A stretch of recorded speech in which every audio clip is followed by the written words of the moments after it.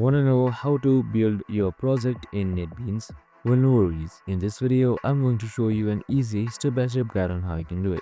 It's super simple and under a minute, so let's get straight to it. Now, first things first, simply open up your NetBeans application. And once you've opened it up, right here you can see your project. It should be on the left side. So if you don't see it, just simply head towards window right here on the top navigation bar and then select project right here. And once that is done, your project window should open. Now just simply select the project you have currently opened, right click on it, on the project name, and here you should be seeing build on top, so that should be right below new.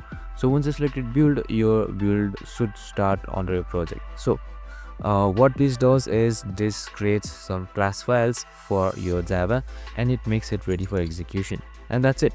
After a while, if there aren't any errors, it's going to simply show you the result and the build should be successful, and that's it. Super simple and easy.